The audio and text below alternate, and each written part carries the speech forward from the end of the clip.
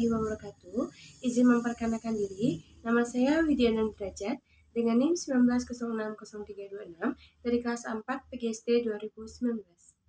Nah, teman-teman semua, kali ini kita akan belajar tentang letak geografis Indonesia.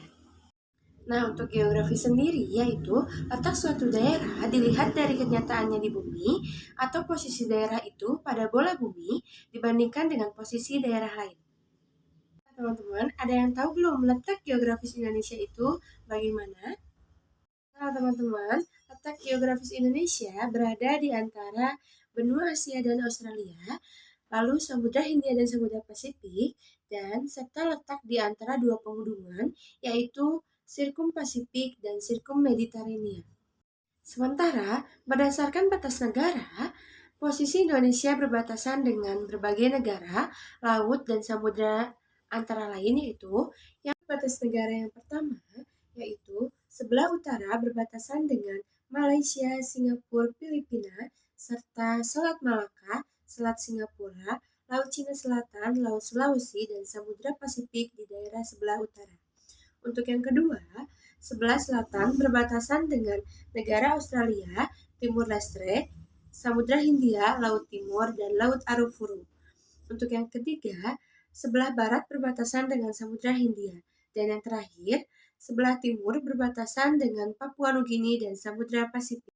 Nah, teman-teman, dari letak geografis Indonesia tadi, jika dalam letak astronomisnya, yaitu 6 derajat lintang utara, strip 11 derajat lintang selatan, dan 95 derajat bujur timur, strip 14 derajat bujur timur. Teman-teman, apa sih keuntungan dari letak geografis Indonesia itu sendiri?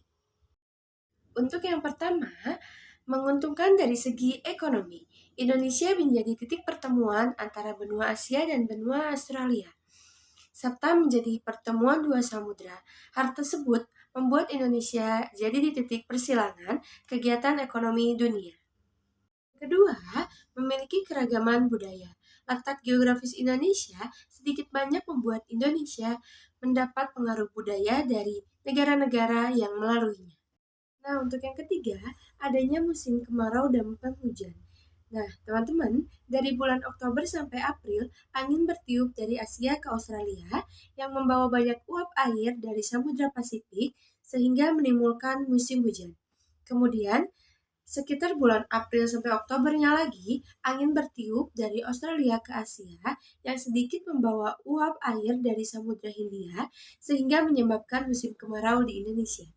Dan untuk yang keempat, kondisi iklim Indonesia sangat cocok untuk mengembangkan pertanian. Sejumlah hasil bumi pun sudah bisa dihasilkan negara dengan melimpah seperti beras, jagung, sayur-sayuran, buah-buahan, karet, kopi, tebu, hingga tembakau. Dan untuk yang kelima, Indonesia memiliki tanah yang subur. Pertanian di Indonesia juga didukung dengan cuaca yang mendapatkan banyak sinar matahari dan curah hujan yang tinggi. Selain itu juga memiliki tanah yang subur karena terletak di kawasan cincin api Pasifik yang berupa gugusan gunung berapi di Samudra Pasifik.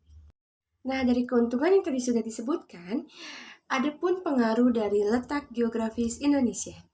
Nah, untuk yang pertama ada perbedaan siang dan malam. Perbedaan siang dan malam ini, Indonesia memiliki siang yaitu yang berjumlah 12 jam yang berbeda dengan dari Islandia. Islandia hanya memiliki 3-5 jam. Maka dari itu, Indonesia memiliki matahari yang sangat cukup untuk kita pergi sekolah, belajar, dan berolahraga. Yang kedua ada perbedaan iklim. Di bumi, menurut kondisi geografisnya masing-masing, daerah dibagi ke dalam 4 iklim. Yang pertama, ada iklim tropis, iklim subtropis, iklim sedang, dan iklim dingin. Dilansir dari Sociology Discussion, iklim memberikan pengaruh yang tidak dapat disangkal, misalnya jenis pakaian yang digunakan. Jenis pakaian yang digunakan agar manusia bisa bertahan dalam kondisi iklim. Untuk yang ketiga ada topografi. Dilansir dari Sensing, topografi merupakan studi tentang relief yang menggambarkan ketinggian dan elemen geografis seperti sungai, danau, gunung, dan juga kota. Kondisi topografi, kota cenderung mudah dijamah sehingga orang dari luar bisa masuk bersama dengan teknologi juga kebudayaannya. Hal tersebut membuat kota cenderung lebih maju dan dihuni oleh heterogen dengan kebudayaan yang berbeda.